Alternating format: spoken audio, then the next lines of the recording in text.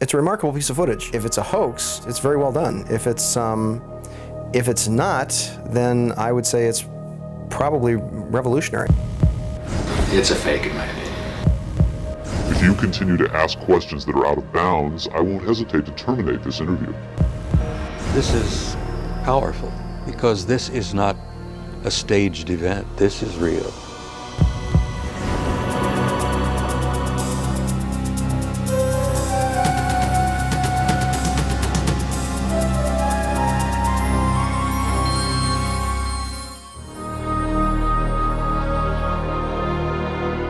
Interest in UFOs and Area 51 is at an all-time high. Last year, a highly rated TV special and best-selling home video purported to show an actual autopsy of an alien being from the famous Roswell, New Mexico crash of 1947. Many people and even some experts believed that autopsy footage was genuine. If that was indeed the body of an alien being from another world, could the footage in this program be the world's first hard visual evidence of an actual living and breathing alien being? An alien being communicating in an interview with a highly covert arm of the US government? If the footage we're about to show you is genuine, then this could very well be the most important video in the history of mankind, proving once and for all that we are not alone.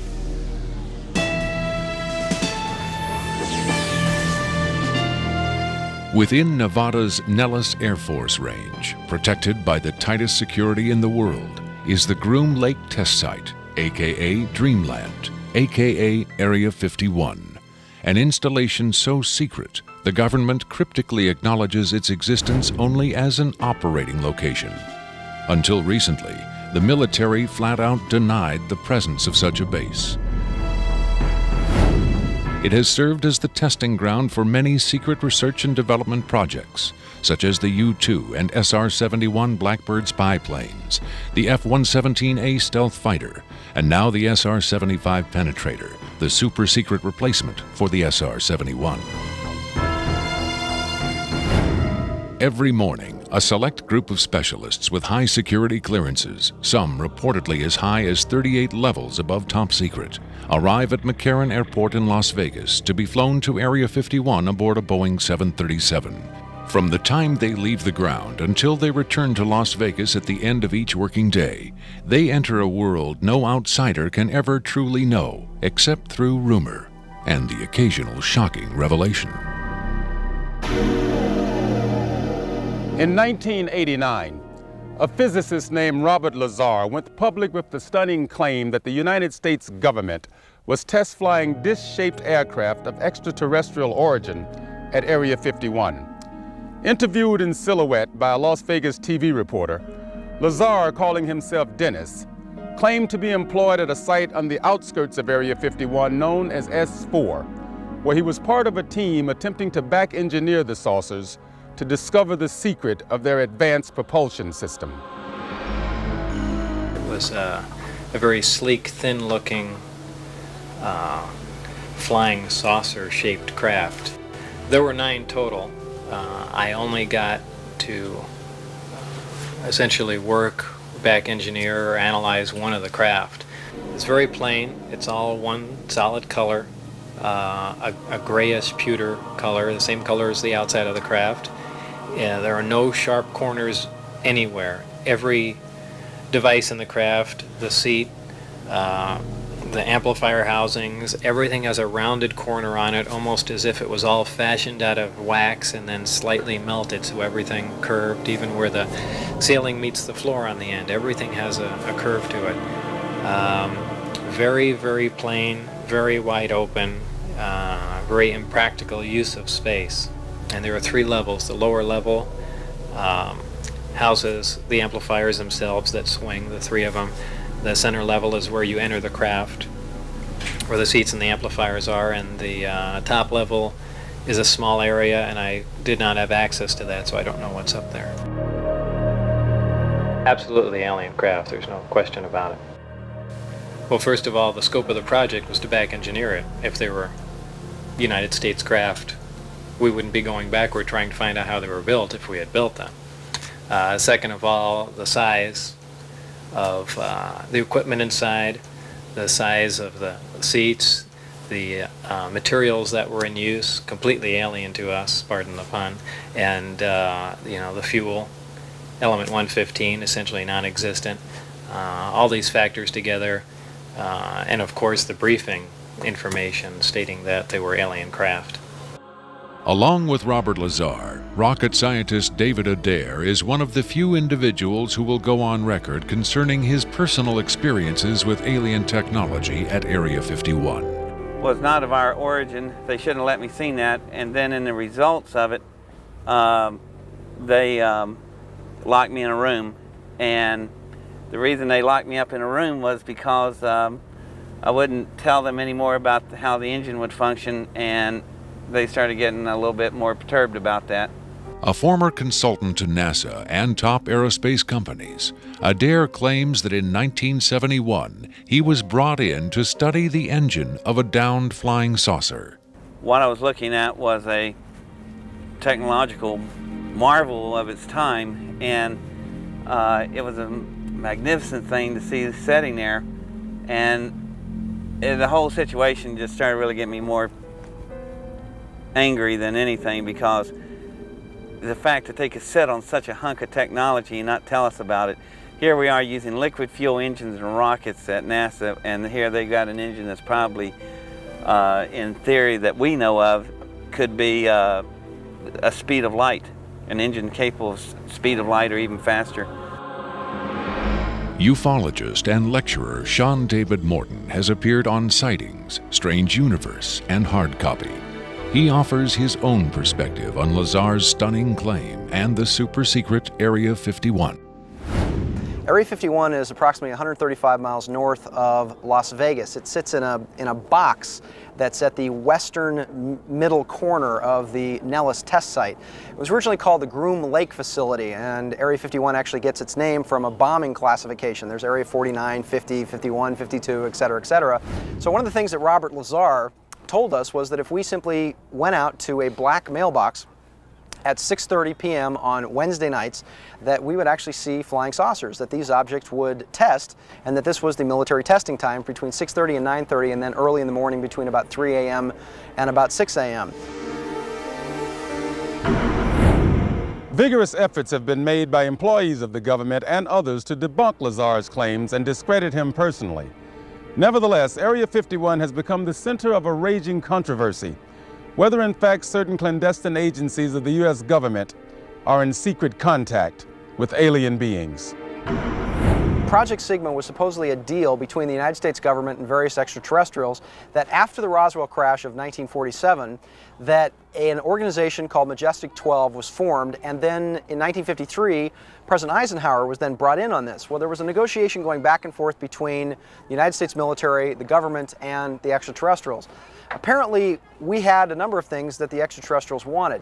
Number one, the military needed hardware. We wanted technology, we wanted weapons technology, propulsion technology, metallurgy technology, and in exchange for this, the ETs were willing to trade us their hardware for our software, and software namely being us. What they primarily wanted was genetic material, and in exchange for that, they were willing to give us certain technological advances, like a number of flying saucers. It is out of Area 51 that the tape we are about to show you was supposedly smuggled.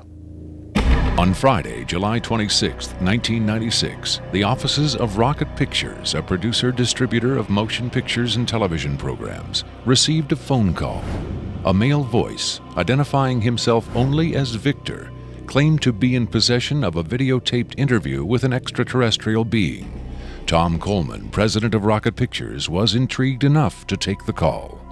I, of course, thought this was some hoax. In fact, I thought it might have even been my brother at one point. But as we spoke, this was someone who seemed to be very serious. We went back and forth on this, and I basically decided that, this is a little bit too weird for me. Thank you and goodbye. As I hung up, I had a very strange feeling that maybe, just maybe, there was something here. He said he had a tape of a space alien, an ET, that was being held in a military installation in Nevada. I'm not sure as a prisoner or a guest. And he had this on tape. As we've already heard from Sean Morton and others, this is not the first time allegations have surfaced that the U.S. government is playing host to extraterrestrial biological entities, or EBEs. The first and most famous alleged contact was the Roswell flying saucer crash of 1947. This is the incident from which the alien autopsy footage supposedly originated. But there have been persistent rumors that not all of the aliens retrieved from the Roswell crash were dead. The final fate of the survivors, if any, is unknown. 2 years later, however, in 1949, another alien is reported to have survived a saucer crash, and this being, known as EBE-1, was taken into custody and kept at a safe house. EBE-1 supposedly suffered from chronic health problems, which the doctors of the time were helpless to treat. According to a controversial, possibly fraudulent briefing document dating from the Jimmy Carter administration, EBE-1 was interviewed by means of pictographs, from which it was learned that he came from the Zeta Reticuli star system. Can we eliminate one or more of these categories from discussion?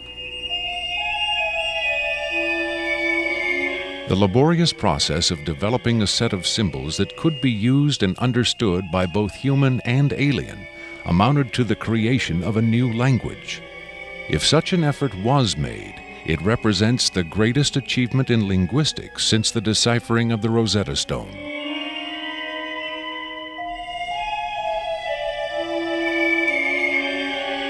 That such an achievement would be kept secret illustrates the hysterical paranoia of the time as the Cold War intensified under the threat of nuclear annihilation.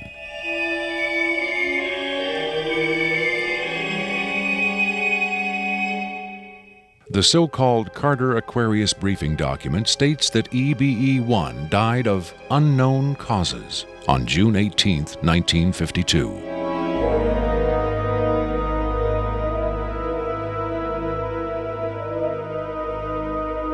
Skeptics who doubt the authenticity of the Carter-Aquarius document find it unbelievable that highly advanced alien beings would allow one of their own to die under the primitive medical care of a species that had barely begun to conquer its own diseases.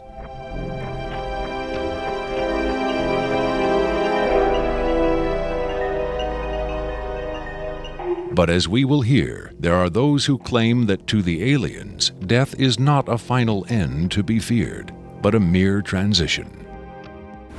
It was in the late 40s and early 50s that the U.S. government's policy toward UFOs was formulated. Publicly, there was Project Blue Book, which made a great show of gathering data on all the major UFO sightings, finally declaring them all to be hoaxes, mass hysteria, or swamp gas. But secretly, there may have been another policy at work. Over the years, several documents have come to light which seemingly confirm that a clandestine group, Operation Majestic 12 Group, aka MJ-12, was formed by special classified presidential order on September 24, 1947, for the express purpose of gathering information on UFOs and extraterrestrials, while at the same time keeping such information not only from unfriendly powers, but from the American public as well. If indeed Area 51 has become the nation's repository for alien technology and possibly alien visitors, then the extra-constitutional justifications for such secrecy were developed in the MJ-12 Group's planning sessions. James B. Forrestal, Secretary of Defense under President Harry Truman, is widely accused of being the mastermind behind the creation of MJ-12. Once created, Majestic may have expanded its mandate beyond what Forrestal had intended. Whatever secrets Forrestal may have known concerning flying saucers and alien visitors, that knowledge died with him when in 1949 he mysteriously plunged to his death from a window at Bethesda Naval Hospital. Though he was being treated for depression, many UFO researchers doubt that his death was a suicide and point to the sinister workings of the possibly mythical MJ-12, which in their hypothesis may have been protecting its secrecy from a man who had come to believe the people had a right to know. As late as 1989, according to Bob Lazar, the identification badges at Area 51 read MAJ for Majestic. In December 1994, a document purporting to be the Majestic 12 Group Special Operations Manual was leaked to a noted UFO researcher. It contains the following directive under the heading Isolation and Custody. EBEs will be detained by whatever means are necessary and removed to a secure location as soon as possible. There follows this disturbing amplification.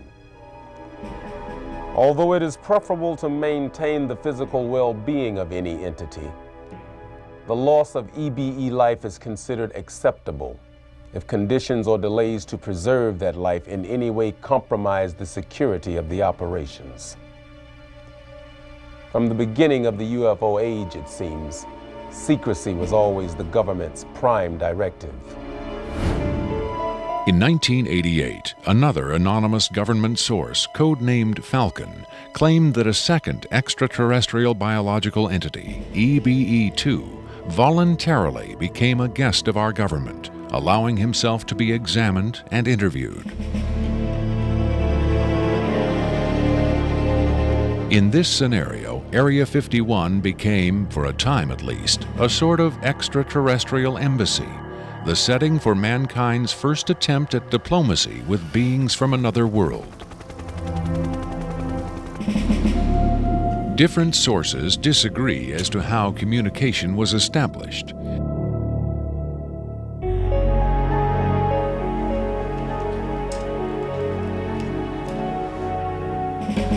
There is universal agreement that the EBEs are incapable or unwilling to speak human language.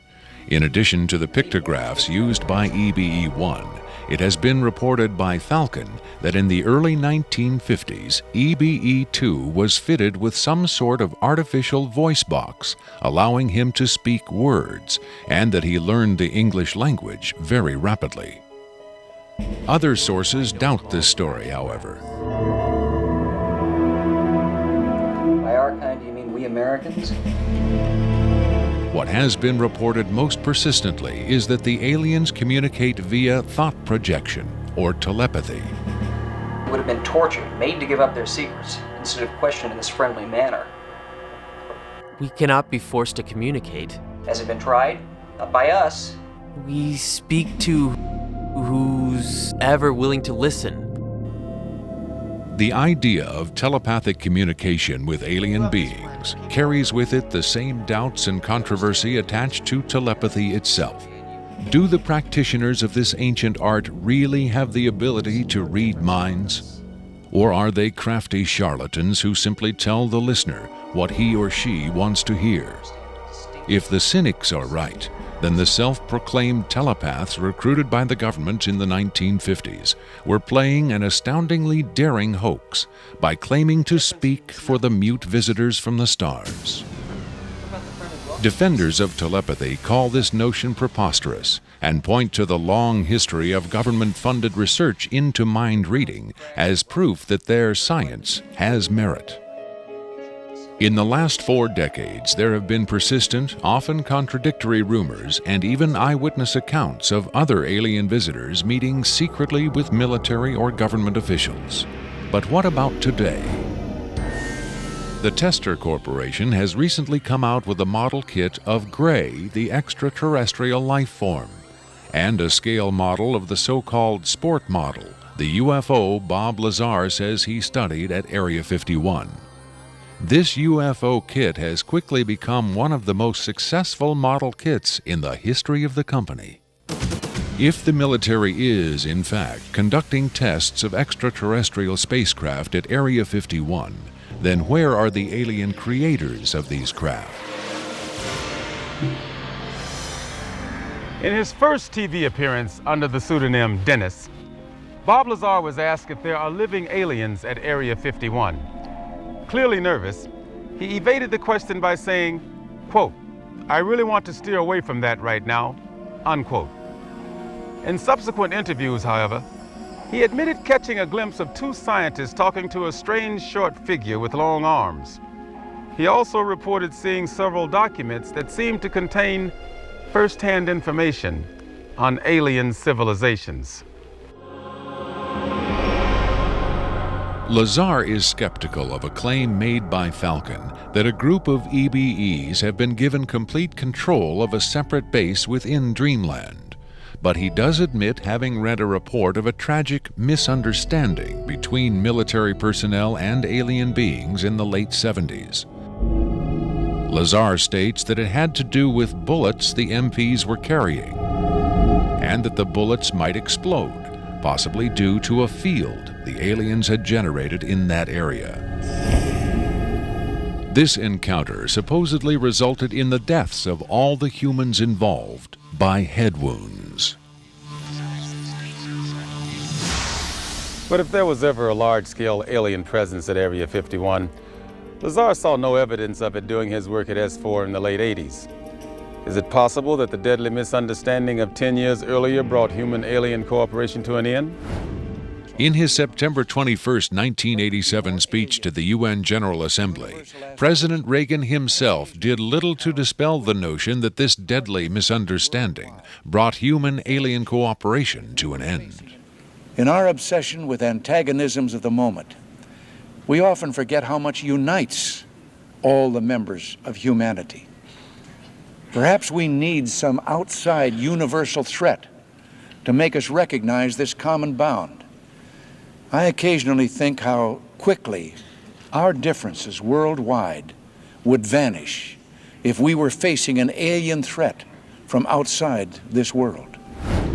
Are the inconsistencies between various tales coming out of Area 51 evidence that these stories are lies? Or are the discrepancies the result of an intentional campaign of disinformation designed to discredit any elements of truth that may be reaching the public? If so, how does Victor fit into the jigsaw puzzle of questionable witnesses to the alien presence at Area 51? Is he a hoaxer, a government dupe, or a frightened whistleblower with the hard evidence to back up his story? I made it very clear to Victor that his credibility was the entire issue here, and that everybody's going to think this is a hoax, and that how are they going to possibly verify this? What he said was, you can do anything you want in terms of verified, any type of due diligence. He will answer whatever questions put forward. We could do whatever type of checking. We could bring in experts. We could have the tape tested. We could, in fact, he encouraged all of these aspects. He just did not want his face and his real name revealed. At Coleman's insistence, Victor agreed reluctantly to appear on camera, but only in disguise, in shadow, and with his voice electronically altered. The questions were agreed upon in advance, but during the actual interview, the discussion occasionally deviated from Victor's approved questions.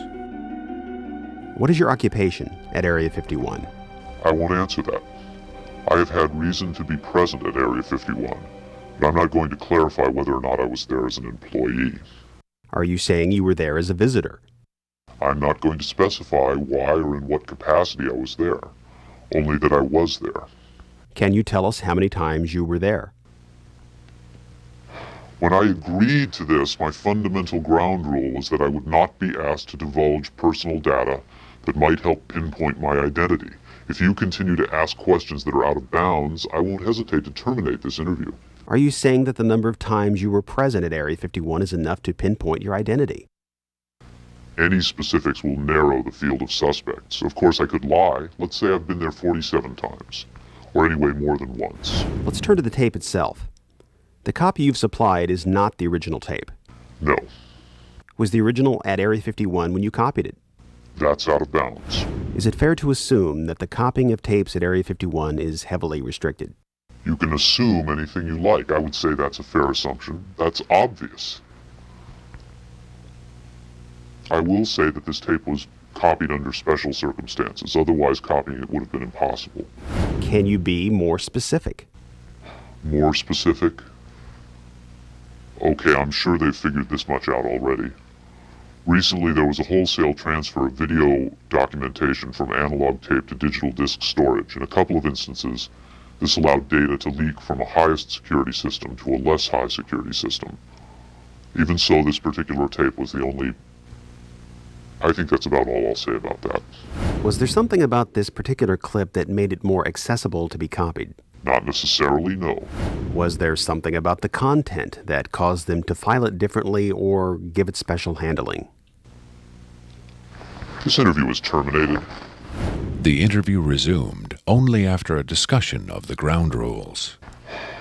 Have you personally seen the alien being that appears in the tape? Yes, I have, but I stress I was not necessarily present at the interview session that appears on the tape.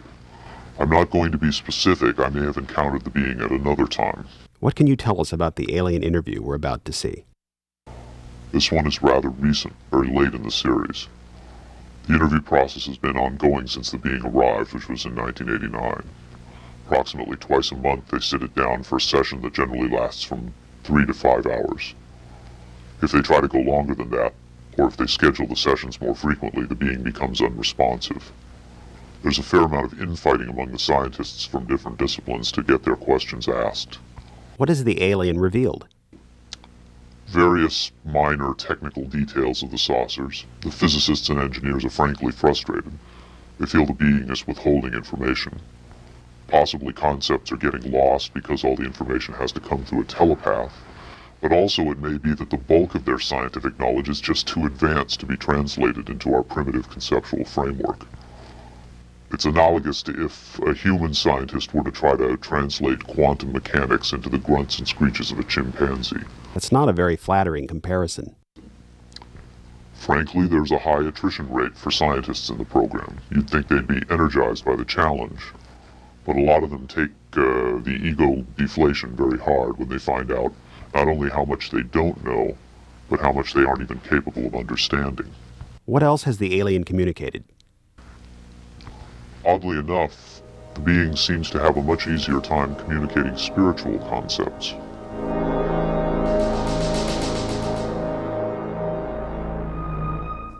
The human body is a vehicle, a vessel.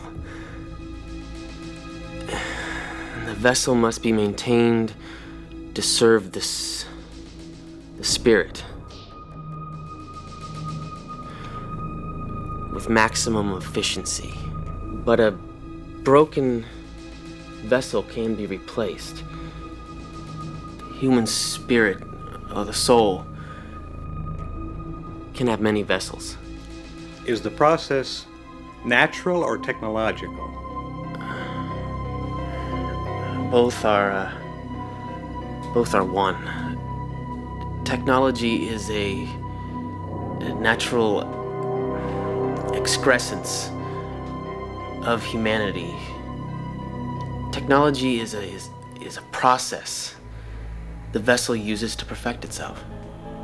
So this transference of the soul from vessel to vessel, did your kind create the mechanics of it, or is it a natural... Did it predate the intellectual creation? Before understanding must come acceptance. Then it's not technological. Well, I think what he's trying to say is that the question is meaningless. The soul can travel from vessel to vessel. Reincarnation, transfiguration, whatever. It's real. What I'm getting at is, does he know how it's done? Victor uses the term vessels to refer to the alien's conception of the body as a disposable vehicle for the soul. The UFO cult known as Heaven's Gate used the term containers in a similar context. The mass suicide of the Heaven's Gate cultists illustrates the dark side of accepting such ideas at face value. Doe, the Heaven's Gate cult leader, preach that humans can pass from container to container. The mysterious Victor, on the other hand, harbors no such belief. In his interview, recorded months before the Rancho Santa Fe tragedy, Victor made his attachment to his own earthly vessel abundantly clear. And let me just state here publicly, to head off any clever ideas anyone might be having, I have never been, am not now, and never will be suicidal. But how would the public know if something happened to you since we don't know who you are? I'm taking care of that, trust me. If something happens to me, if I die, people will know who I am. Do you think it's a reassuring sign that these aliens can communicate with us on a spiritual plane? It would be nice to think so, but I'm not sure if it's really such an achievement considering the mismatch between our intellects. I mean, you're not going to have much luck making your dog understand calculus. But if you pet him on the head and say, "Good dog," aren't you communicating spiritually? And doesn't the animal control officer say, "Good dog," when he comes to put some poor stray to sleep? Doesn't the vet try to reassure the animal just before he spays it? When you're dealing with beings whose intellect is so far beyond your own, I don't think it's safe to assume they have your best interests at heart. What about the content of the tape segment you brought? As I said, this is late in the series. In fact, it's quite close to the end. Because of his unwillingness to reveal his own identity, Victor's story stands or falls on the credibility of the tape he supplied. Here, exclusively, for the first time anywhere, is the uncut, uninterrupted alien interview tape, shown in its entirety in real time.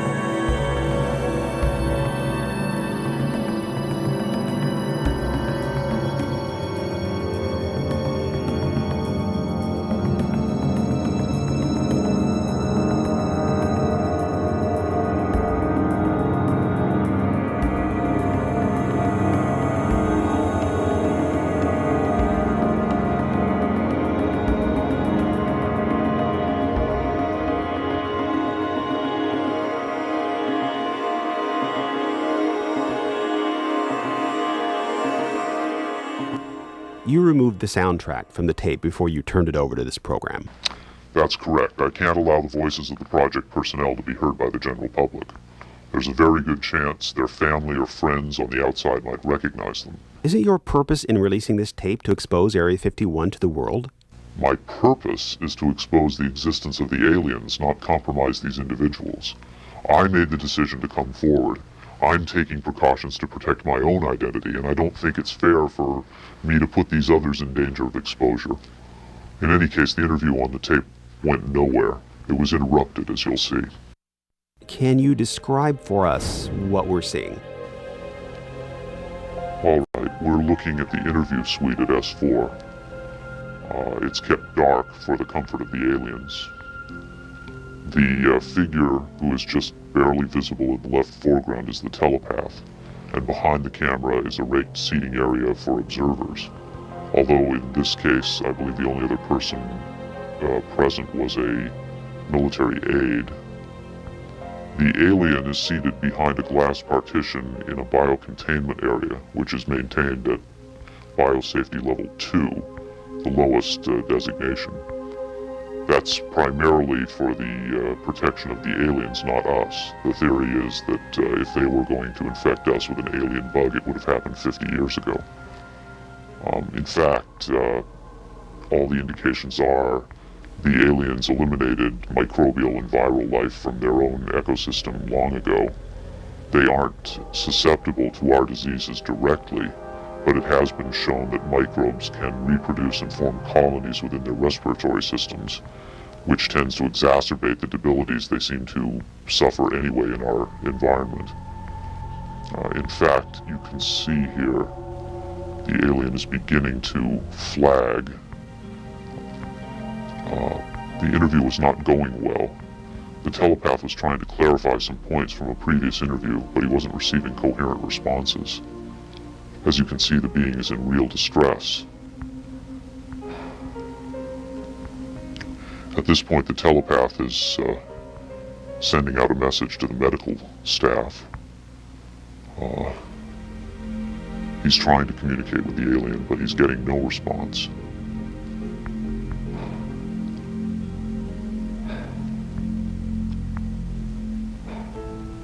There's very little he can do.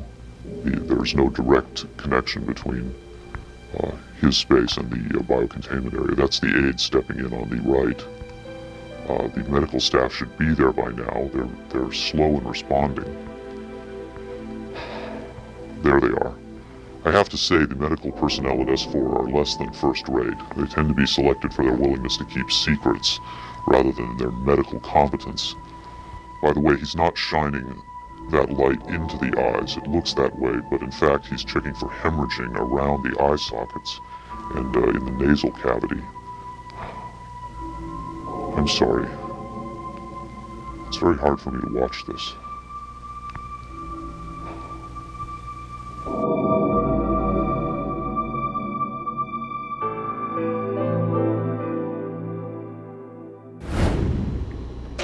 You're asking me if I think this is real? That have I finally seen a space alien?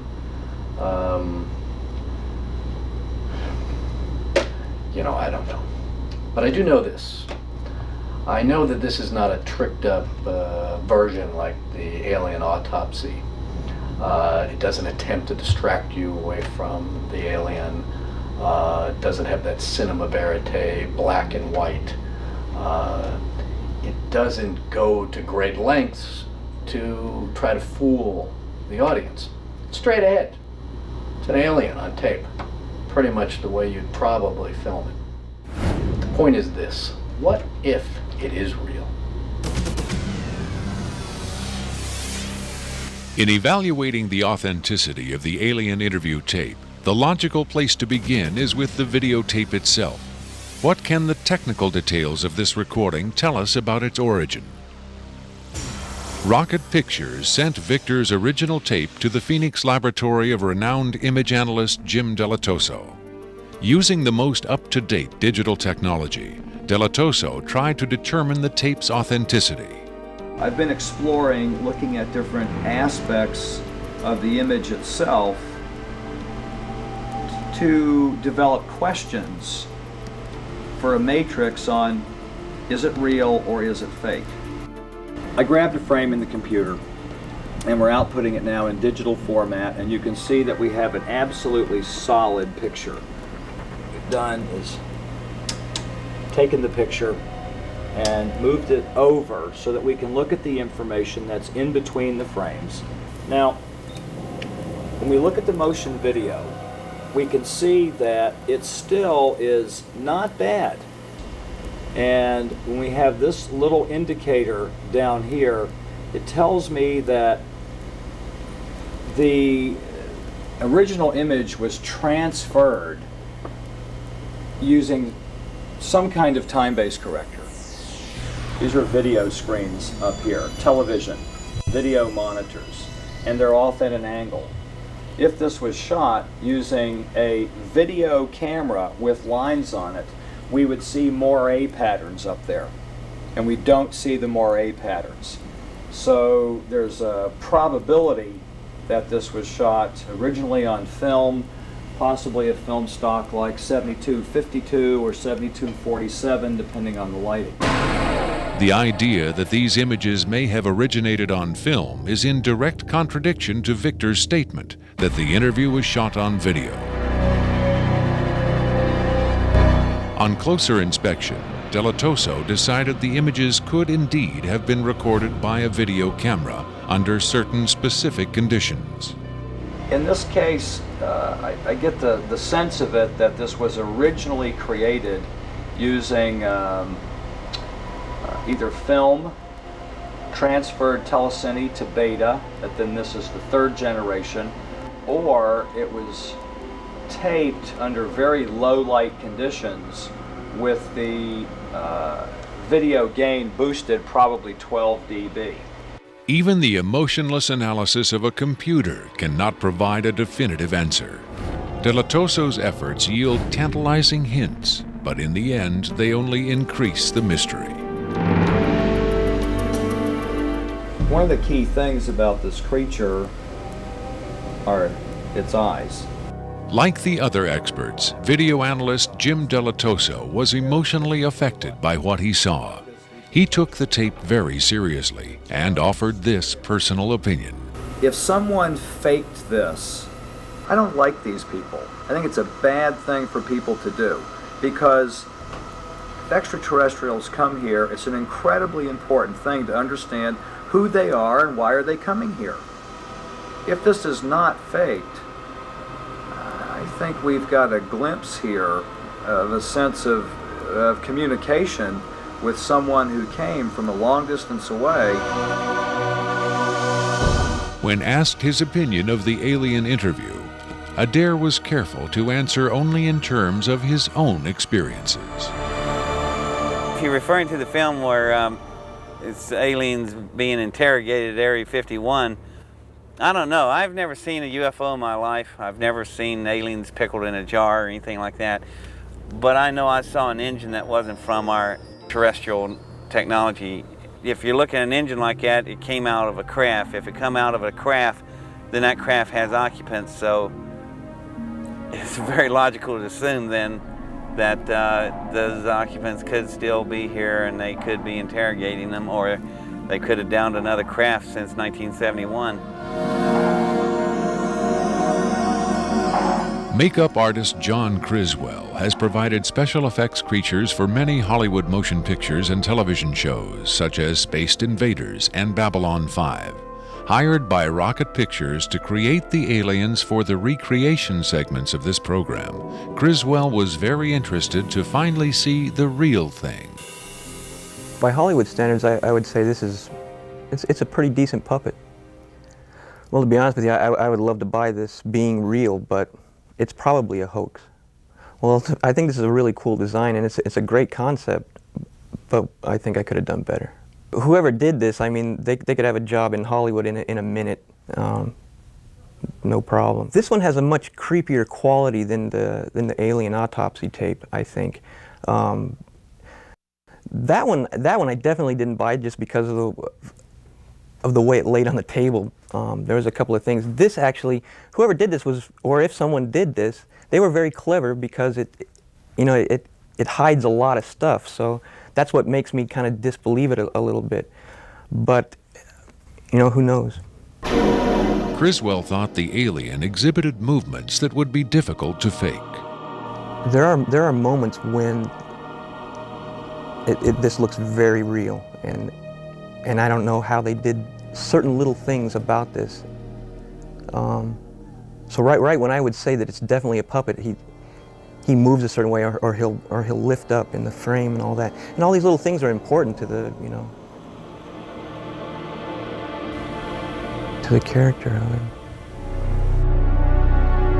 Academy Award winner Rick Baker is one of Hollywood's reigning masters of makeup effects. He transformed Eddie Murphy into a 300-pound man for The Nutty Professor and has created monsters for countless films, including An American Werewolf in London and the UFO-related Men in Black. Baker dismissed the tape as a fake. Yeah, this doesn't fool me. I don't buy this. I think this is a puppet, and you've got a table in the foreground that's hiding the rest of its body. You've got some kind of whatever that instrument is in the foreground. It's also lit very mysteriously. I think if you were going to record this alien, you would want to see it, and you wouldn't want to hide it behind a table, and you would light it in a way that would show up much more than this. And this particular movement, this head-jerking movement here especially, looks very puppety to me. It looks a little overdone and very much like a guy with his hand inside this thing maneuvering it. I guess he's supposed to be ill here. Is that what's going on? It just looks like they went to a great deal of effort to hide as much of the anatomy other than the head on this puppet, and I just don't buy it. I would be willing to stake my reputation on the fact that I think this is a hoax. It's very interesting to see them. In Baker's opinion, there was no controversy at all. It's a fake, in my opinion. We could build better. We have built better, actually.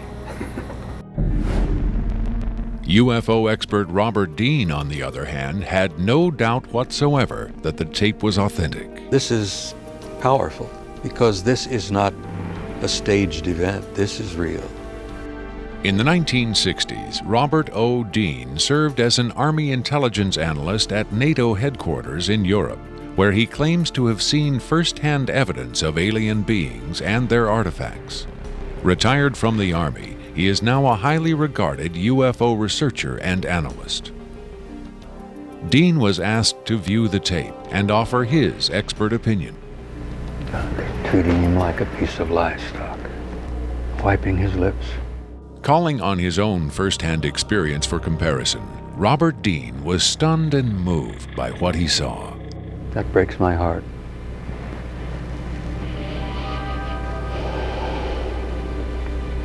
I think you've got yourself a piece of legitimate footage here, and I think you've got your hands on some pretty sensitive material. I don't know how the hell you got this. I don't know who you got it from, and frankly, I don't want to know who you got it from. But you got yourself a tiger by the tail with this footage. I would say, and I know that that's one of the things you ask of me, is that you've got yourself some legitimate footage of one of the little guys being interrogated and filmed. And there's a reality to it, and there's a sensitivity to it that literally breaks my heart. But I tell you very strongly, you've got something here that is very sensitive. Well, I know that the level of classification on this kind of a thing is so far damned above top secret that you can't imagine how sensitive this kind of thing is, and how delicate it is, and how tightly the government sits on anything like this. Sean Morton looked for clues to the tape's authenticity in the technical details of the interview's setting. Okay, there's a couple of interesting things about the tape right off the bat.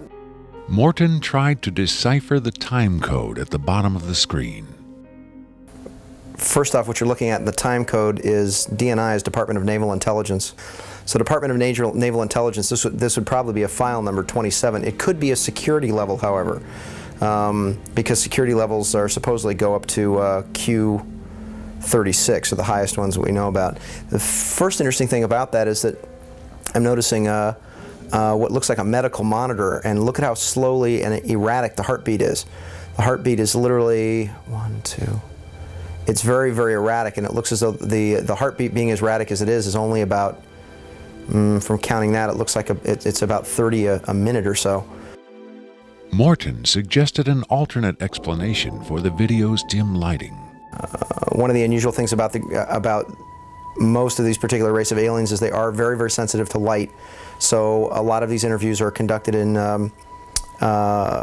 very darkened rooms.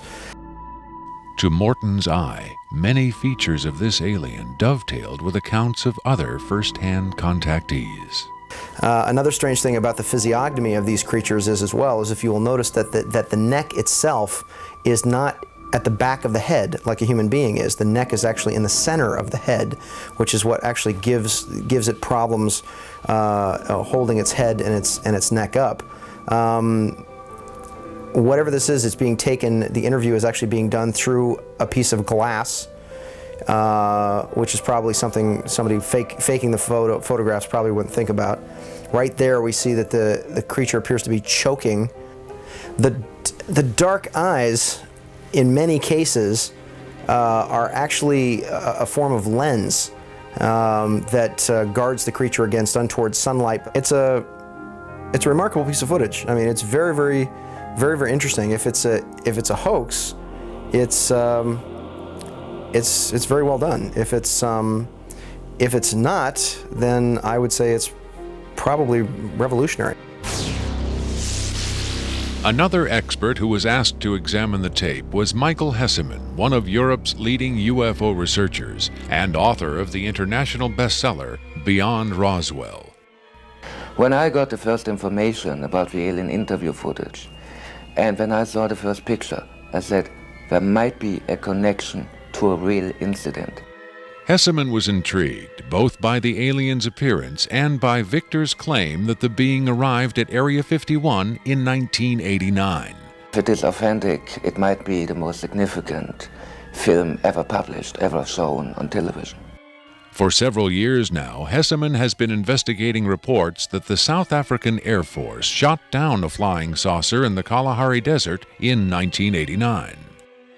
According to Hesseman's sources, 2 survivors were retrieved from the downed saucer.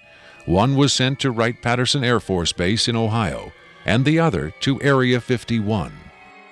The extraterrestrial in Victor's tape bears a striking resemblance to descriptions of the Kalahari ET, and the timing of its appearance at Area 51 is consistent with the South African incident.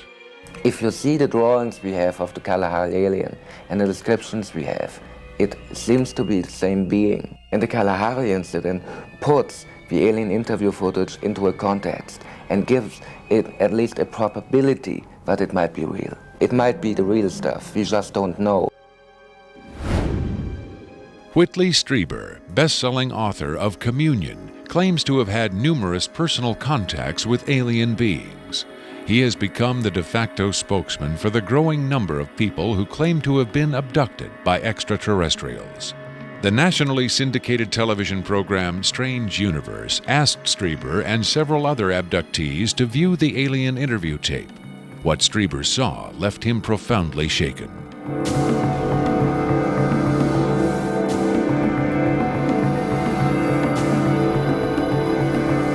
Strieber would not agree to be interviewed on camera for this program, but on Strange Universe, he had this to say.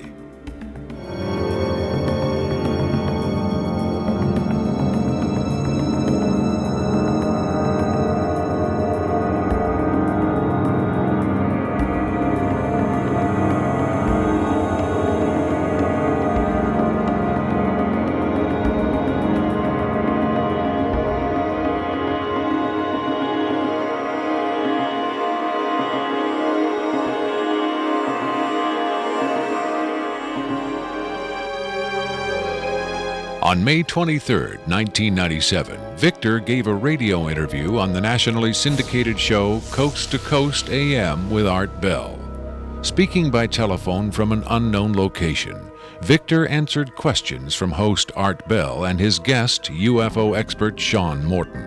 From the Kingdom of Nye Coast to Coast AM continues with Art Bell. It is going to be a very interesting morning. Let's see if we've got Victor on the line. Victor, are you there?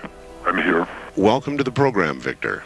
Afterwards, this is what Bell and Morton had to say about Victor's credibility. What a hell of an interview, huh? Boy, oh boy, talk about making history on the radio. It was, as far as I could tell, he answered every question properly as far as exactly where the locations are, to the, descriptions of the, the transports, the 737s, to the CTS-43s, the retinal scans, the 5 levels at S4. A veteran of countless controversial interviews, Art Bell still found himself impressed by his encounter with Victor. In the first, I think, half hour, I sensed that I was getting a kind of a runaround, or that I was not satisfied with the quality of the answers that I was being given. But as the interview progressed, and Victor, to some degree, began to relax, I began to get a different sense, and that was that he was telling me the truth. I think Victor was scared. I think Victor really is scared. And so my judgment of the interview after about the first, maybe 20 minutes, half hour, is that we began to get some real information. It was a significant milestone. There's no question about that in broadcasting.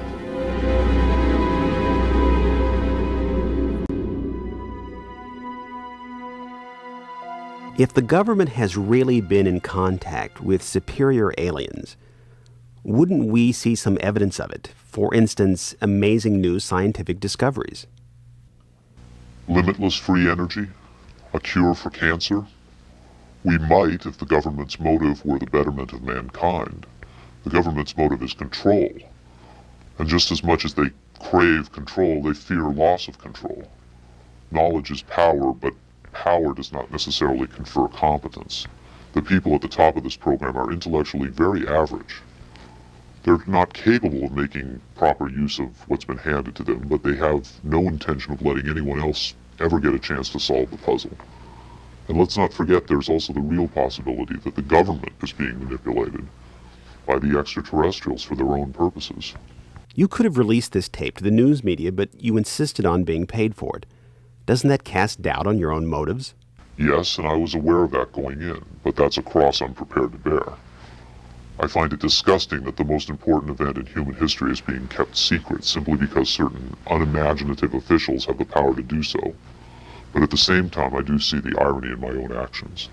All I can say is, had I had the choice, I would not have insisted on profiting from this revelation, but since by lifting this veil I've endangered not only my career, but possibly my life, I felt the need for some small measure of monetary freedom to deal with any eventualities. And let me say, I could have demanded significantly more money than I did if I had been willing to compromise my anonymity. There have been other whistleblowers who jumped at the chance to become celebrities, which I think casts even more doubt on their motives than some people may be casting on mine. Do you believe your life is in danger as a result of making this tape public? I would hope not. I would like to think my government is a little more civilized than that, but at the same time I don't intend to give them the chance to prove me wrong. At any rate, to a certain extent, I'm counting on being disbelieved. Obviously, they would like me to be perceived as a hoaxer. If something were to happen to me, if I should die suddenly in a freak accident, it would obviously lend credence to my story, and I assume they understand that and will act or not act accordingly. Why should anyone believe this tape is authentic? Use your own judgment. That's all any of us can do. There's been so much secrecy and disinformation over the last 50 years that it's become impossible to prove anything in the face of official denial. Of course, the flip side is nobody really believes anything the government says. Robert Dean heads a growing movement lobbying Congress to release former NASA intelligence and military officials from their security oaths so they can talk openly about U.S. involvement with UFOs and aliens. As early as '49, your government knew we were dealing with extraterrestrial intelligence. And then it sort of blew up more and more. Every year there were more discoveries, more conclusions, more contacts. And as you probably know, we have indeed retrieved crashed hardware, and we have reverse engineered it, and we have indeed been flying some of that hardware in this base not too many miles outside of Nellis, near Las Vegas. Dean believes the time has come for the government to tell the people what it knows. The truth has got to come out. We're over 30 years too late. The people not only have a right to know, they have a need to know. And damn it, I stand in this belief, and I will say this and stand by this till the day I die. Congress has the responsibility, Congress has the obligation to the people, to the Constitution, and to the nation.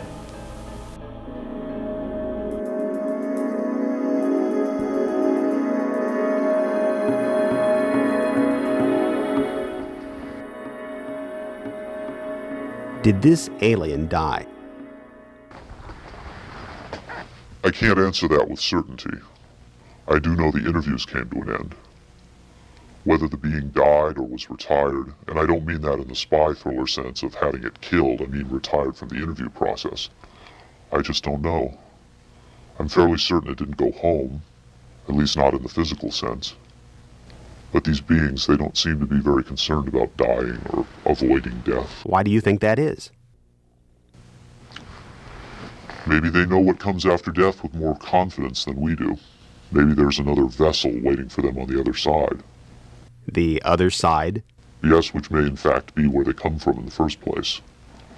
I've heard the claims that they come from Zeta Reticula or the Pleiades, but it hasn't been established that they come from out there at all. Their saucers may not travel through space as we know it. They may fold in from another dimension, another reality. You make them sound almost supernatural, like angels or devils. Supernatural is just a term for aspects of nature we don't understand. For many people, they certainly do serve the functions of both angels and devils, forces we can't comprehend. Have you had enough of me? I think I've earned my money.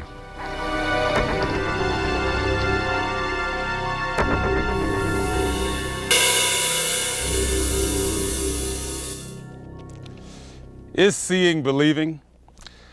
Can the images on this little tape really be what Victor claims?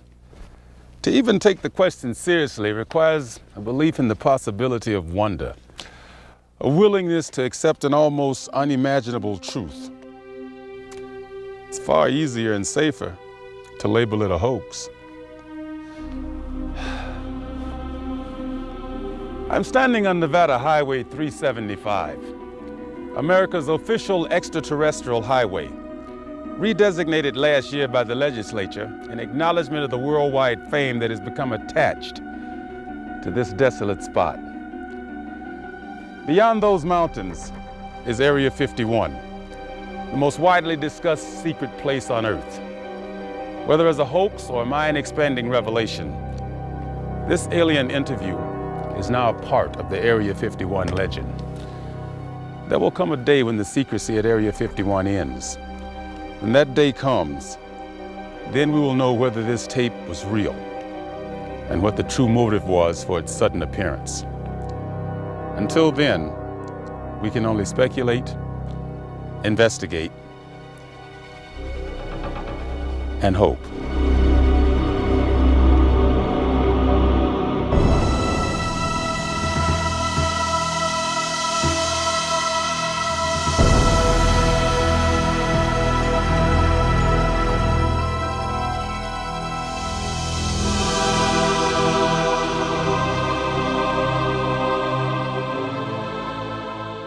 I've essentially been living in hiding. Essentially, my life from before your documentary ended with that phone interview, and since then I have been living by my wits.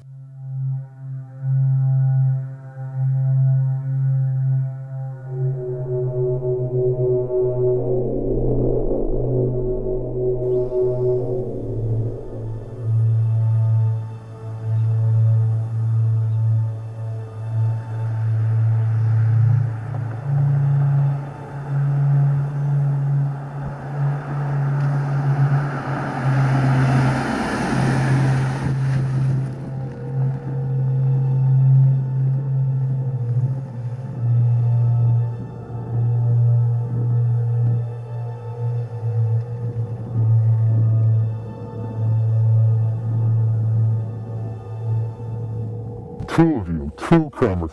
I was under the impression that it would only be you and your camera. All right, Victor, duly noted. But you did come to us yes. and request this interview. Yes. And you did request money, which you've been paid. Yes. Per your insistence, it was just to be me. Yes. And I'm not a professional cameraman, so I did bring along a second cameraman to shoot some additional footage so we have something to cut to. Okay, on B camera? B camera set. Okay, here we go. So, Victor, here we are. Well, I must say that I never expected to hear myself called Victor again, or to find myself in disguise in front of a camera again. It's now been 11 years since we last conducted that interview. Yes, the Art Bell interview you arranged for me. In May 1997. As the interview progressed, I began to get a different sense, and that was that he was scared. I think Victor really is scared. That was a pleasant experience, I say with some sarcasm. Looking back on it now, 11 years later, you didn't want to do it. I did not want to do it on the day that I did it.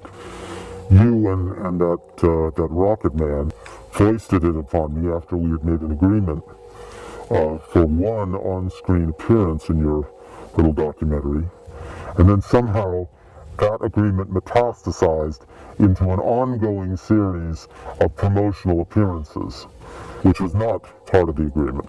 You agreed to do that one phone interview with Art Bell Coast to Coast to promote the video at the time. Which was a live interview, and I had made it abundantly clear that I was not to be put in a position of revealing my whereabouts in a live situation. Again, Victor, with all due respect, you knew that the Art Bell show was live. You say that now, that's not how I remember it, but in any case, it's a thing of the past. Well, in any event, you contacted us for this interview.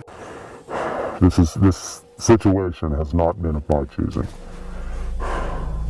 If I came to you and requested, as you say, in fact, I find that characterization insulting.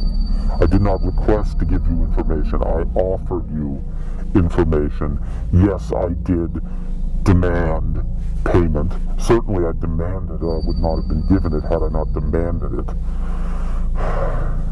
You are the businessmen. You are the filmmakers, the video makers, the documentarians. You and that rocket man, you have made whatever profits have been made over the last decade off of the... I can't think of a reason why I would want to be giving you information were it not for the money. Certainly any illusions I had that my information might actually spur the government have been sadly mistaken. It's been 11 years since I brought out that tape. What follow-up has there been? Who among these so-called ufologists, these self-proclaimed investigators, show me one of them that's demanded information about S4 under the Freedom of Information Act. Show me one of them that has seriously attempted to confirm or deny the existence of the alien interview program. All they care about is talking among themselves and making videotapes, making documentaries, promoting themselves. Do you at least feel vindicated that no one has conclusively debunked the tape? What the only vindication that I could imagine would be if the government finally revealed all that they know about these aliens. So are you saying that the internet truth seekers are not living up to your expectations? That is an understatement. Well, I should say they perhaps are living up to my expectations, since my expectations were admittedly low to begin with. All the days in which people took Bob Lazar seriously, and who is that person in your documentary, that Morton character? Sean David Morton. Yes, a researcher. What has he discovered to corroborate or debunk the interview since that time? He was more than happy to take it at face value. Then, when he too was being paid, I assume you paid him as well as me. All of these people are charlatans. All of these people are at best hobbyists and at worst professional con men. Well, I'm assuming that you've seen the finished product. What did you think of Bob Dean's interview, the retired NATO commander? Well, he took the video at face value, but that was a case of being correct by accident. What about Rick Baker? Rick Baker's won Academy Awards. Rick Baker is a professional makeup artist, a makeup businessman. It's in his best interest to say that he can do much better than the real thing. And that other makeup man, the same goes for him. The John Criswell. John Criswell, yes. They both were happy to brag that they could create a more realistic alien. Fine. Well, where is it? In the Men in Black movies?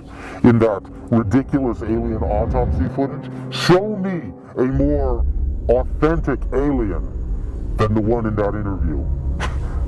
By all means, if these makeup people are capable of creating a more realistic alien, then show me, compare it, place it before the public. These people are show people. Everything for them is hyperbole. My contempt for the viewers of your documentary over the last 11 years knows no bounds. They've been like children, mocking it, or on the other hand, credulously accepting it with no attempt to evaluate the material on its own merits, or to discover any new material to support or debunk it. This is not a joke. This is not a hoax. Certainly I'm staking my reputation on it. If an anonymous individual in a rubber mask could be said to be staking his reputation on anything, I challenge these ufologists to debunk me, discover my identity. If they really believe that the alien interview footage is a hoax, prove it. Show where it was faked. If they believe that the alien in that footage is a puppet, prove it. Find the puppet maker.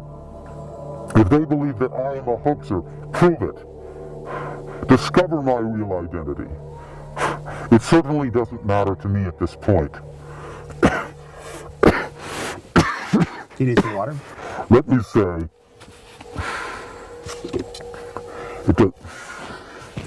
no. And let us finish this. All right. Let's move on to some new areas. How do you respond about rumors in the UFO community that Cheney and Rumsfeld have known about the EBEs since the Nixon administration? Well, certainly Cheney knows everything there is to know within the government. There's not much that is kept secret from the general public that Cheney does not know. As for Rumsfeld is a bombastic clown, but he has certainly shown quite a bit of interest in new technologies, shall we say. I will say this to those UFO researchers who seem to be sitting on their hands waiting for someone else to bring them information. If you do your research and discover where Rumsfeld was in the middle of March of this year, I think you will learn a few things that perhaps you would like to know. Would you care to elaborate? No, I would not care to elaborate, and I frankly don't think that you, the producers of this documentary, would like for me to elaborate. Do you think that President Bush has been kept up to date on our ET program, or that Cheney has kept all the information from him? President Bush, now there is a puppet. There is your artificial marionette. And no one seems to be able to identify him as an artificial president. Why should they be able to recognize a real alien when they see one? President Bush is irrelevant to the process of government, and certainly irrelevant to the decision-making that goes on from the Vice President's office. While we're talking about the current administration, what are your thoughts about 9/11? I'm not going to talk about 9/11. You're not going to talk about 9/11. 9/11 is like the Bermuda Triangle. 9/11 is not part of this story. Shall we say that?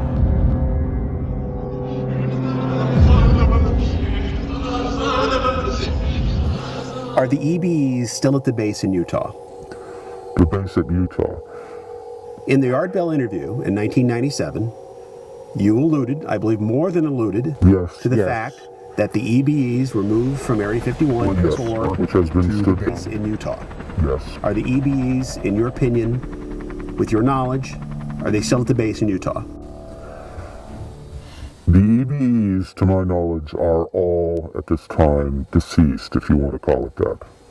Before we go any further, I just want to say to you, not to your viewers, but to you, and to that rocket person, that this will be the last time you ever see me. This will be my last statement, bar none. And this time I can say that with conviction, because it seems that this container has reached its expiration date. I am apparently not long for this world. So, this will be my final testament.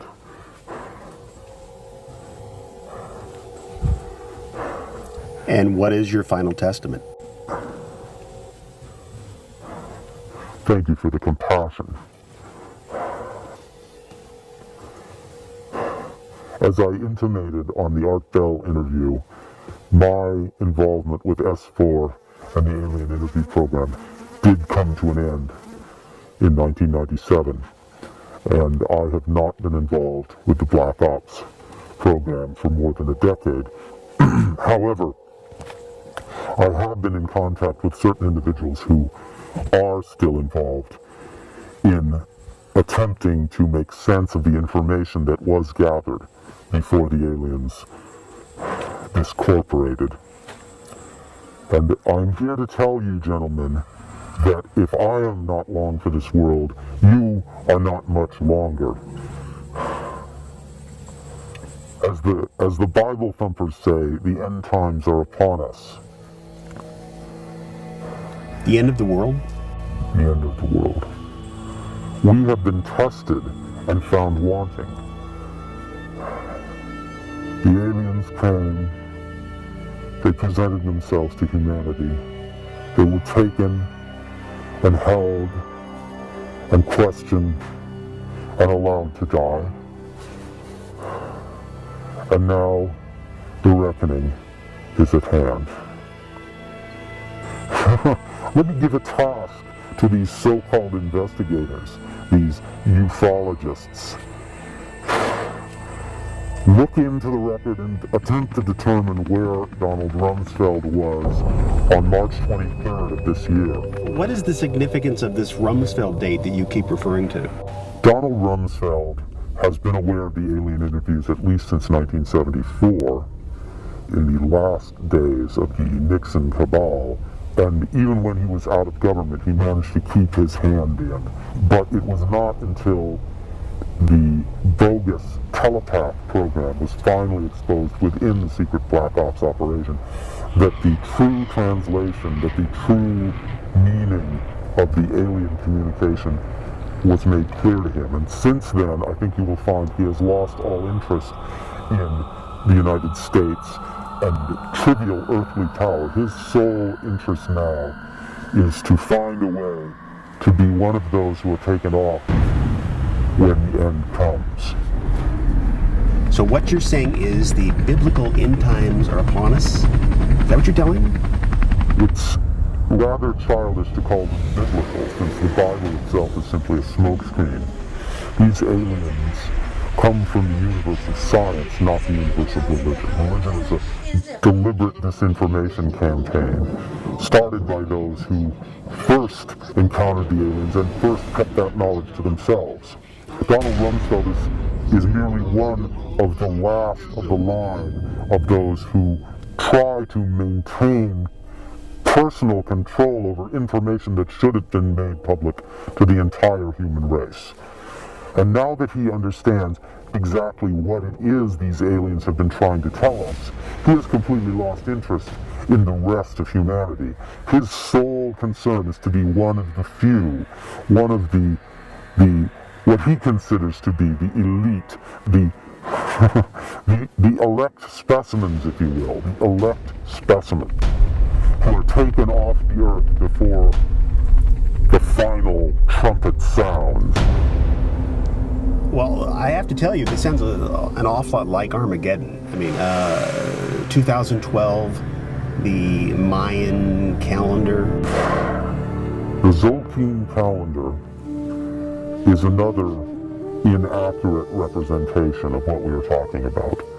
The date 2012 is not accurate. The Mayans considered themselves to be far better mathematicians than they actually were.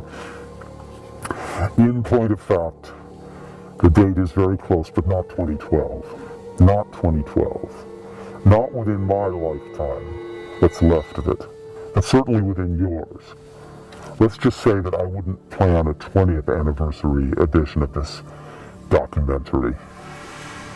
My head is a beehive. You're not really saying, Après moi le déluge solaire.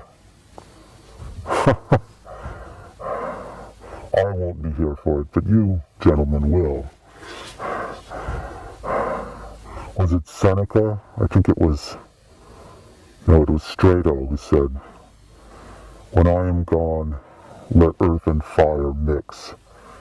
It will mean naught to me.